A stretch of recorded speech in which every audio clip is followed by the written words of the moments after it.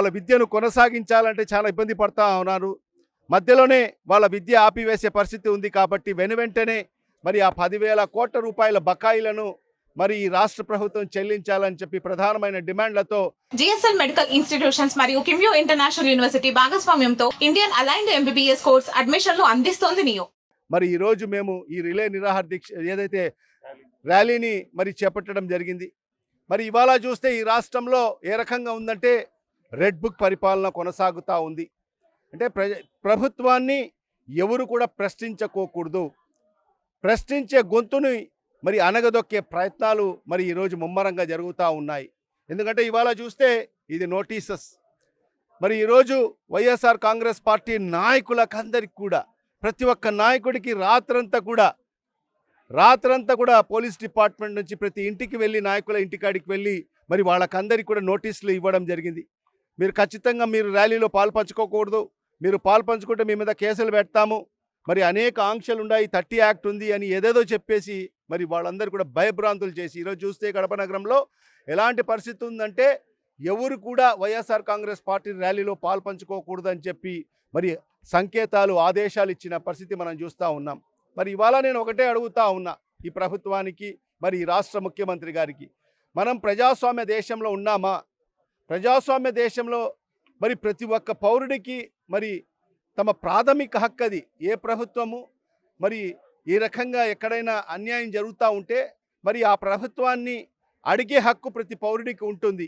మరి ఈరోజు ఒక ప్రతిపక్ష పార్టీగా వైఎస్ఆర్ కాంగ్రెస్ పార్టీ ముందస్తుగా వాళ్ళకు తెలియపరిచి ఈరోజు శాంతియుతంగా మేము ర్యాలీ నిర్వహిస్తాము, ఎక్కడ కూడా అర్రర్లకు తావు లేకుండా శాంతియుతంగా, ఎందుకంటే అనేక ఉద్యమాలు చేశాం వైఎస్ఆర్ కాంగ్రెస్ పార్టీ, ఎక్కడ కూడా అతిక్రమించదు, దానికి లోబడే రూల్స్కు లోబడే మనము ఏదైతే ర్యాలీ నిర్వహిస్తాము శాంతియుతంగా నిర్వహిస్తామని చెప్పి మరి పర్మిషన్కు పెట్టినా కూడా మీకు పర్మిషన్లు లేవు, మీరు ఏ పరిస్థితుల్లో కూడా ర్యాలీ నిర్వహించడానికి వీలు లేదు, మరి ఖచ్చితంగా ఏ నాయకుడు కూడా ఈ ర్యాలీలో పాల్పంచుకోకూడదని చెప్పి నాయకుల ఇళ్లకు వద్ద రాత్రి నుంచి తెల్లవారుజామున వరకు వాళ్ళ ఇండ్ల కాడికి తలుపు తట్టి వాళ్ళకు లేపి అందరికి కూడా మరి నోటీసులు ఇచ్చిన పరిస్థితి మనం చూస్తూ ఉన్నాం.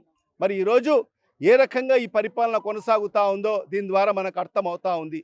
ఎవరు కూడా ప్రశ్నించుకోకూడదు ఈ ప్రభుత్వాన్ని. మరి ఇవాళ నేను ఒకటే అడుగుతాను ఈ రాష్ట్ర ముఖ్యమంత్రి గారికి, మరి ఇవాళ మీరు డిఎస్సి సజావుగా జరిగింది, ఎక్కడ అవినీతి జరగలేదు అని చెప్పి మీరు భావిస్తే మరి ఖచ్చితంగా సిబిఐ ఎంక్వైరీ వేసేదానికి మీరు ఎందుకు వెనుకడుగు వేస్తున్నారు? ఎందుకు మీరు భయపడుతున్నారు?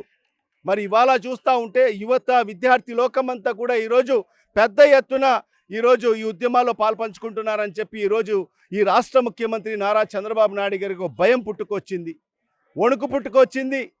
ఎందుకంటే ఇదే రకంగా తయారైతే ఖచ్చితంగా ఈ ప్రభుత్వానికి నూకలు చెల్లుతాయని చెప్పి మరి ఈరోజు చంద్రబాబు నాయుడు గారు ఏదైతే ఈ ఉద్యమాన్ని మరి మొదటి దశలోనే అణిచివేయాలి, ఉక్కుపాదంతో నలిచివేయాలి అనే ఆలోచనతో మరి ఈరోజు పోలీసులను అడ్డుపెట్టుకొని, పోలీస్ వ్యవస్థను అడ్డుపెట్టుకొని మరి ఈరోజు ఈ ర్యాలీని భగ్నం చేసే ప్రయత్నం చేస్తున్నారు. మరి ఇవాళ ఈ సందర్భంగా నేను ఒకటే ఈ ప్రభుత్వానికి డిమాండ్ చేస్తున్నాను, మీరు సత్యహరిశ్చంద్రులు అయితే, మీ ప్రభుత్వం ప్రభుత్వం అయితే మీరు ఎందుకు భయపడుతున్నారు? సిబిఐ ఎంక్వైరీ వేయండి, అంతవరకు లోకేష్ని రాజీనామా చేయండి, ఎందుకంటే సజావుగా ఎంక్వైరీ జరగాలి.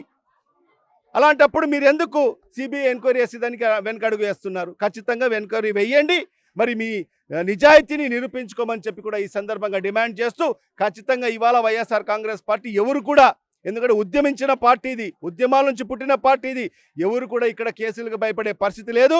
మరి ఖచ్చితంగా మనమైతే ఖచ్చితంగా ఈరోజు ర్యాలీ చేసేదానికి ముందుకు వచ్చాం. ఖచ్చితంగా శాంతియుతంగా మేము ర్యాలీ చేస్తాం. ఎక్కడ కూడా మీరు ఇచ్చిన రూల్స్ని అతిక్రమించి ఎక్కడ పాటించము. మా కార్యకర్తలు కూడా చాలా క్రమశిక్షణతో ఉంటారు. మరి ఖచ్చితంగా ఏదైతే శాంతియుతంగా మన నిరసన తెలుపుతాము, ఖచ్చితంగా ఈ ప్రభుత్వానికి దిగి వచ్చినంత వరకు కూడా ఈ ఉద్యమాన్ని ముందుకు తీసుకెళ్తామని చెప్పి కూడా ఈ సందర్భంగా తెలియజేసుకుంటున్నాం. శాంతియుతంగా డిఎస్సి అవకతవకల మీద నిరసన తెలియజేయాలనేటటువంటి ఉద్దేశంతో వైఎస్ఆర్సీపీ ర్యాలీకి తలబెడితే దానికి పర్మిషన్ లేదంటున్నారు పోలీసులు. శాంతియుతంగా ర్యాలీ చేసేదానికి పర్మిషన్ ముందుగానే పెట్టినా కూడా లేదని చెప్పడం చాలా అన్యాయం. అసలు డిఎస్సి పరీక్ష ఎలా జరిగిందంటే డిఎస్సి స్పోర్ట్స్ కోటాలో వాస్తవంగా ఎవరైనా సరే టెట్ క్వాలిఫైడ్ కావాలి, తర్వాత డిఎస్సి పరీక్ష రాయాలి. ఈ 2 పరీక్షలు రాయకుండానే సరాసరి ఉద్యోగాలు ఎలా వస్తాయి? అలా 400 మందికి ఉద్యోగాలు వచ్చాయి. అది తప్పు. అక్కడ అవకతవకలు జరిగినాయి. సిబిఐ విచారణ జరిపించండి.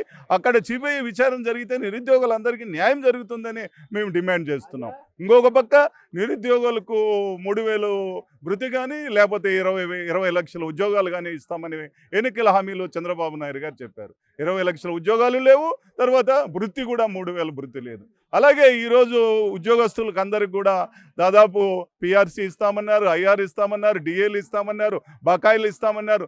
ఇంతవరకు ఒక ఐఆర్ ఒక డిఏ కూడా అర్థం ఇచ్చారు. కాబట్టి వాళ్ళకు కూడా ఇబ్బందికరంగా చేస్తున్నారు. అట్లా రైతులకు కానీ నిరుద్యోగులకు కానీ ఉద్యోగస్తులకు కానీ అందరికి కూడా అన్యాయం చేస్తున్నటువంటి ఈ ప్రభుత్వం ముఖ్యంగా యువతకు న్యాయం జరగాలనేటటువంటి ఉద్దేశంతోనే ఈరోజు ఈ ర్యాలీ తలపెట్టినామని మీకు తెలియజేస్తున్నాం.